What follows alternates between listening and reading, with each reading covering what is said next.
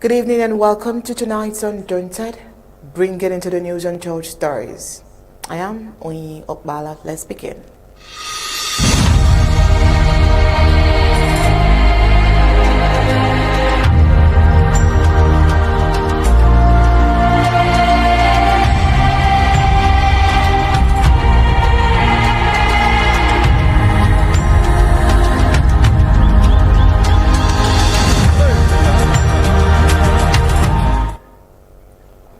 The University of Bamenda has taken an innovative approach to address its limited teaching space by engaging its engineering students to build new classroom buildings. This initiative not only solves the problem of lack of lecture halls, but also provides students with practical experience in their field. By involving students in the construction process, you can say that UBA, that's the University of Bamenda, is giving them hands-on experience in their field of study. This approach allows students to apply theoretical knowledge to real-world problems, developing their skills and preparing them for future challenges.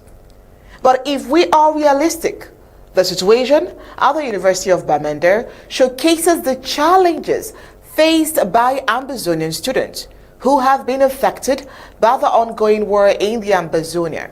Many schools and universities have been forced to close or operate in makeshift facilities, which, by the way, has disrupted the education of countless students. The war in Ambazonia has had a devastating impact on the education sector, with many institutions struggling to provide adequate facilities and resources for students.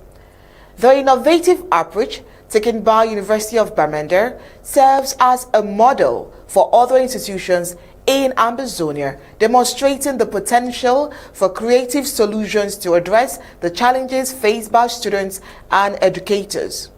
As the crisis in Ambazonia continues, there is a pressing need for support and resources to ensure the students can continue their education without interruption. By sharing the story of University of Bamenda innovative solution, we can by these highlight the resilience and determination of Ambazonian students and educators, while also raising awareness about the ongoing challenges they face on a regular basis. All these and more we will discuss on tonight's Undaunted, but first, let's get the prime headlines.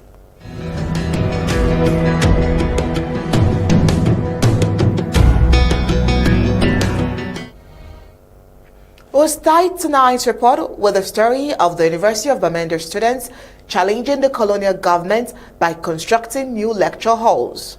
Ambazonia State Army set Colonial Police Station in Mamfe ablaze. Also tonight, Ambazonia State Army are of course fighting high on drugs abuse. The inhabitants of Muyuka local government area have raised concern that they play host to the mineral water production company Charles Dupays that pollutes the environment. Also tonight, 4 suspects pled guilty to trafficking highly valuable queen ants out of Kenya. On the foreign scene, BRICS explores alternative financial solutions and systems.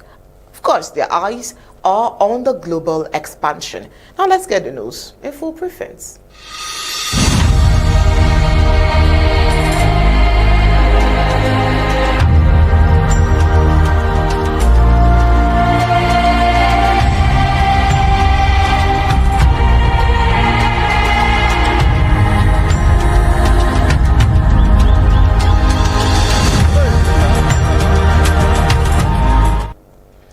Two things are keeping denizens in Bamenda as they stay home to observe the traditional ghost town, which happens on Monday.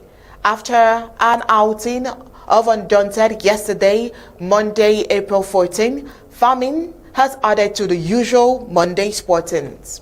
The two principal activities that occupy the inhabitants of Bamenda on Mondays as they observe the ghost town are sporting activities and farming. Farming is just a new activity, given that this is just a farming season. Farmlands within the town of Bamenda is in high demand as many have flooded the suburbs squats in town. Individual gardens beside residents are of the increase and they use it as well.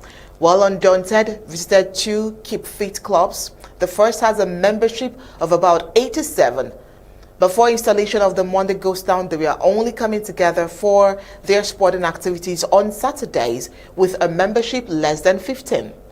They had to add Mondays to their exercising, and of course that has helped to increase and grow the membership. The second is a group of 30 young boys.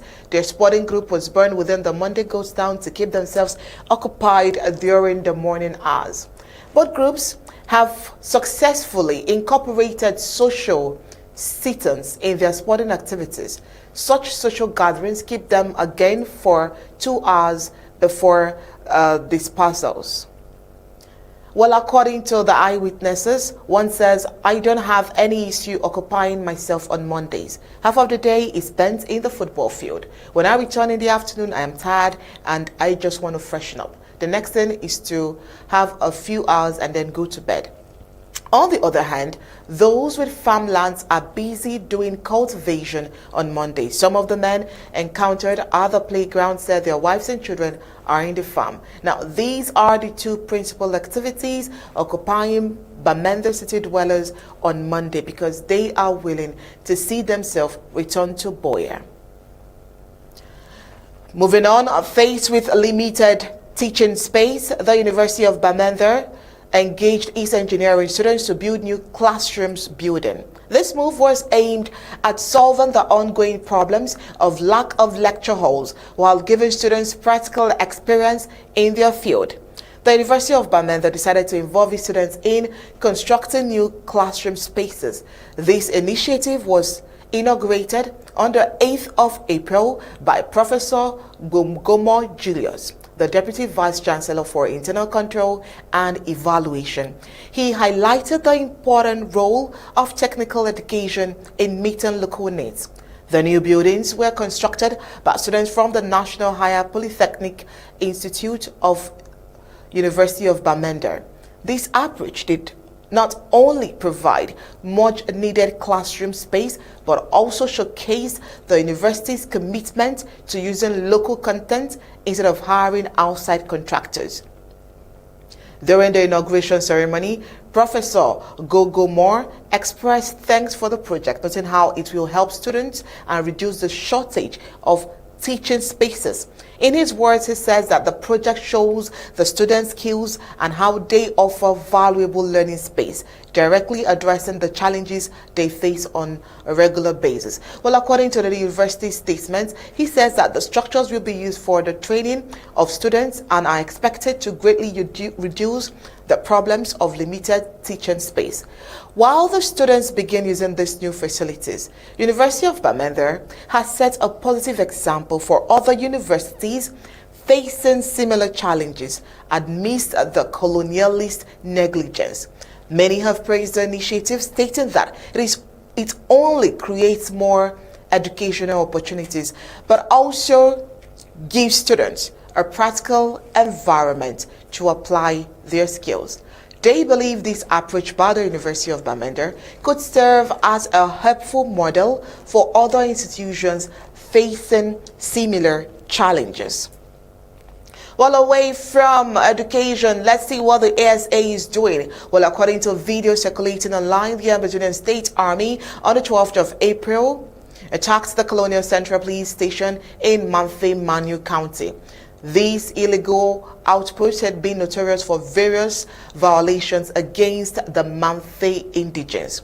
It is alleged that in the early hours of April 12th, the ASA carried out an operation against the Colonial Central Police Station in Mamfe Center. The attack presumably started just after midnight, causing allowing public to Cameroon's occupational forces to flee for their safety. The population in Mamfe has often expressed its anger about the actions of the colonial soldiers, accusing them of kidnappings, extortions, and violence. The SA said the attack was a response to their problem, calling the police station a torture center. After the operation, ASA leaders stated that the occupation of southern Cameroon, which they believe has lasted since 1961, must end. They promise to protect the rights of their people and fight against what the French Cameroon terrorists are doing. That's not all. Even in drug abuse, the ASA is also fighting a strong battle there, because the war in southern Cameroon, which is almost clocking 9 years now, has had severe repercussions on both the occupational forces from La Republic to Cameroon, as well as Ambazonian citizens. Mental health is one of such consequences. A colonial military agent was rushed to the Bamenda Regional Hospital yesterday after a possible drug overdose.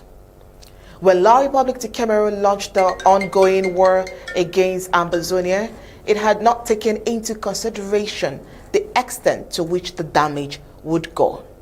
Psychiatrists had long predicted that a time would come when these colonial soldiers would begin manifesting the impact of the war on their mental states and health.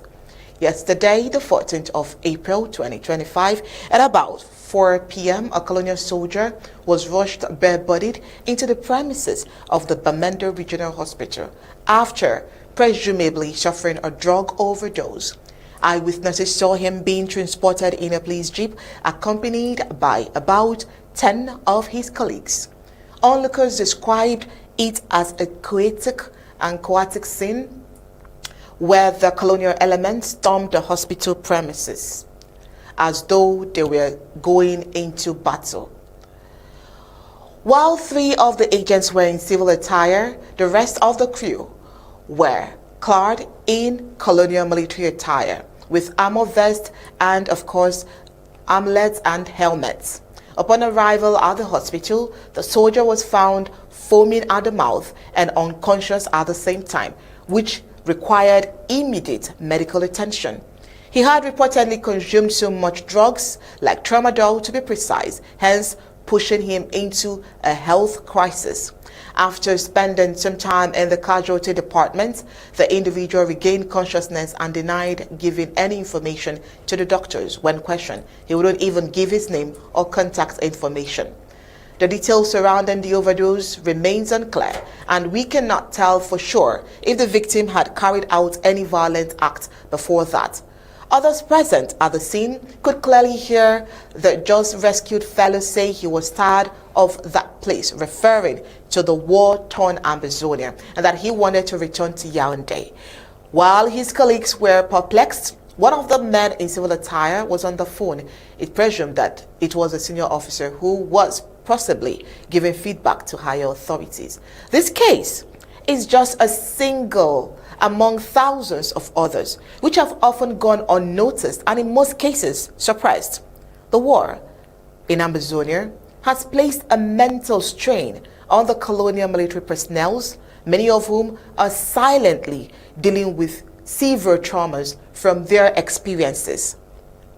These soldiers have often faced the same challenges they have imposed on the Ambazonian population, now resulting in psychological distress. Some of them have gone as far as confining and confiding in priests how the atrocities have aggravated their mental instability due to their excesses in the war-torn zones. They have confessed that the killings, the torture, injuries and wounds they have sustained or witnessed over time has given them intense nightmares. But that's not even all. Moving on to Muyuka local government area, we've seen the concern of the fact that they play host to the mineral water production company sources called source de pays that pollutes the environment, but leaves them without any protection from Yaoundé. At the Muyuka Council session on the Administrative Management and Store Management Account session for the 2024 financial year, Mayor Lanjonu Njogu pointed out that Source de Pays, a drink and water production company, is a notorious case. The multi-brand company has said was offering the council no dime as a tax against laws enforcement. In their words, they say most of our taxpayers have either relocated or died due to the crisis. Source de Pays, known as Supermonth, is not helping matters. Even the payment of their park fees is done at the level of Douala. Of course, this is the high point of marginalization and discrimination against Ambazonians. The Dr. Paul's regime and all of that. How can a company like Pays, which has one of its products, Supermont, be operating in Victoria, an Ambazonian town, yet paying tax in Douala, a La Republic to Cameroon town? This is indirectly denying Ambazonians the possibility of any form of development. According to the report, it says that they do not pay any form of tax to them because they say they have allies in Yaoundé. So they do not care about the people that houses them, the Muyuka local government area. The council chief executive went on to lament that the people are being discriminated. He explained that councillors had demanded a protest to be done at the water bottling firm situated at Ekona way into Muyuka. Is this talk much about this in respect to Supermon? It's good we call the name of the company. It's Supermon. Suzupei. It's high time the Lord Mayor, you take dispositions alongside the councils and even the competent people of the committee, because from their report you understand that the masters, they have a knowledge, an in-depth knowledge of how these things should be done. Form a serious committee and meet the senior divisional officer for appropriate measures to be taken. In regards to even the taxes, I doubt if the council has ever benefited. It did during this mandate of the taxes from Supermon and Suzupei. Let me tell you something. The recent tax on the local taxes, the bill that we voted at the level of the assembly, it will interest some of you to know that the council, one of the councils of Douala, almost sealed the offices of Suzupei because of the fact that they were not paying taxes, even though the Minister of Finance drew their attention that it was not within their capabilities. But the recent bill that we voted at the level of the assembly now gives the council the possibility to carry out certain procedures, certain measures to be taken to ensure that these institutions, their taxes, even though paid at the level of grand entreprise, but come back to the level of the council. We cannot be talking of an institution like Supermon, a Suzupei found within Muyuka, and for 6 years. Well, for all we know, this is not the first company that would definitely ignore Ambazonians and ignore their city or county that houses the company. It's already known that they do not respect or value the lives of Ambazonians. That is the only reason why they would have to pay tax to another town altogether. But we'll continue to follow up with this report and of course update you with any new information as it comes into the newsroom. That's all we have for you from the home front. But before we go, let's take news from across Africa and the globe.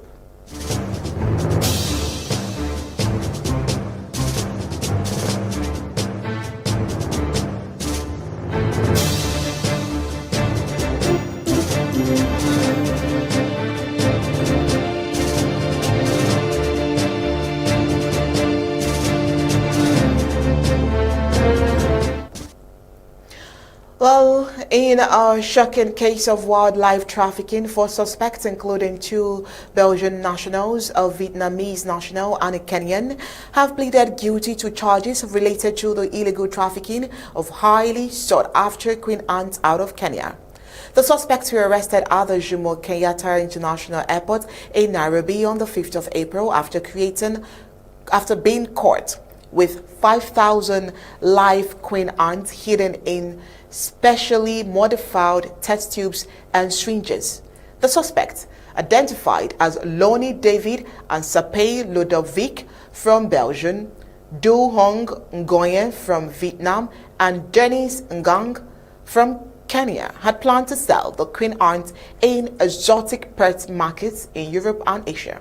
The ants, valued at approximately 1 million cash, are highly prioritized and prized for their unique behavior and pest control capabilities in greenhouses. The Kenya White House Service has condemned the incident as biopiracy, a serious wildlife crime that violates national laws and the Nagoya Protocol on Access and Benefit Sharing. The Kenya-wide Life Service has called for tighter security at airports, public awareness campaigns, research partnerships, community-based education, and stronger border surveillance to prevent such crimes. The suspects are expected to face sentencing after pleading guilty to charges related to dealing in wildlife without necessary permits. This case highlights the need for continued efforts to protect Kenya's biodiversity and prevent the exploitation of these natural resources. Also, still on the African scene, global diplomats and aid officials gathered in London on Tuesday to address the devastating humanitarian crisis in Sudan. Now in its third year, the conference, co-hosted by the UK, France, Germany, the European Union, and the African Union, aims to provide relief to millions affected by the war. The key points that were discussed, of course, humanitarian crisis. We had the call for peace. The African Union and international community are urging an immediate cessation of hostilities to alleviate suffering. Challenges ahead, the UK Secretary David Lammy emphasized that achieving peace will require time, renewed international efforts, and patient diplomacy. How about foreign involvement and, most importantly, aid and support? The conference focused on coordinating aid for Sudan, described by the UN as the world's worst humanitarian crisis rather than mediating peace talks. Is it just Sudan? How about the southern Cameroons, who has been in the war for 9 years? What is stopping the UN, UK, and all these countries that has come to the Sudan's aid to also come to the aid of Ambazonians? Well, we wait for that answer. Meanwhile, let's get news across the globe.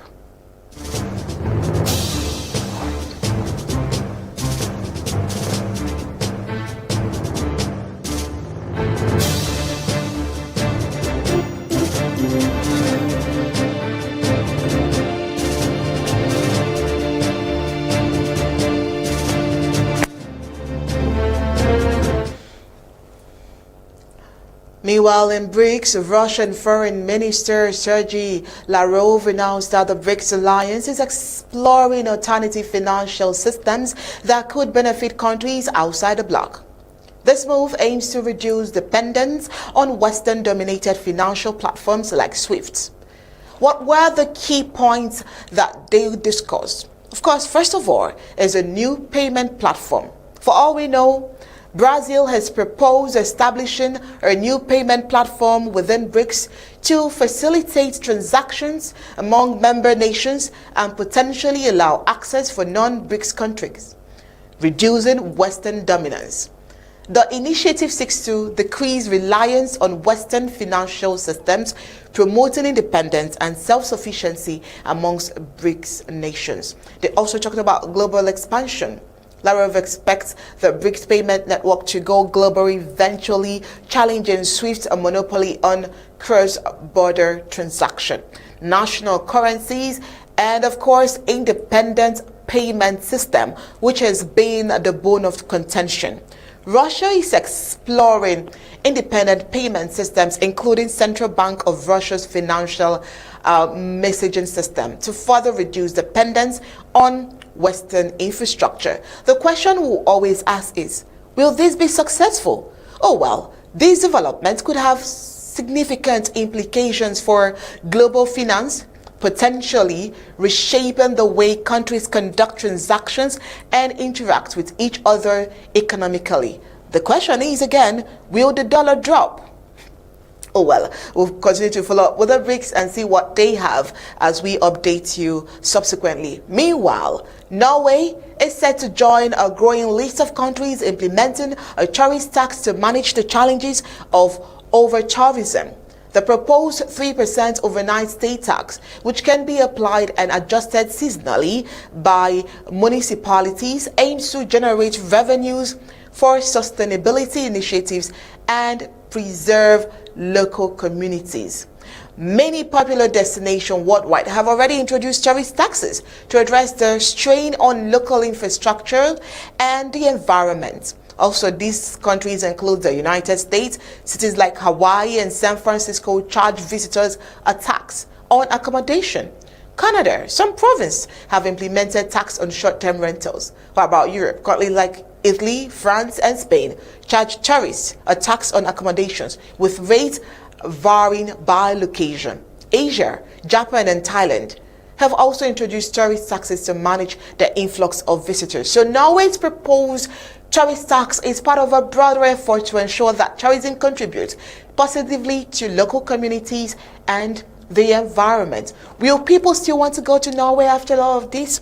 Oh well, a tourist will always be a tourist. This is where we draw the curtains on tonight's Undaunted. Sincerest apologies for coming behind schedule tonight. That was due to some technical hitches, but thank goodness we eventually had the Undaunted news report today. Before we go, let's take a recap of the major highlights of tonight's reports.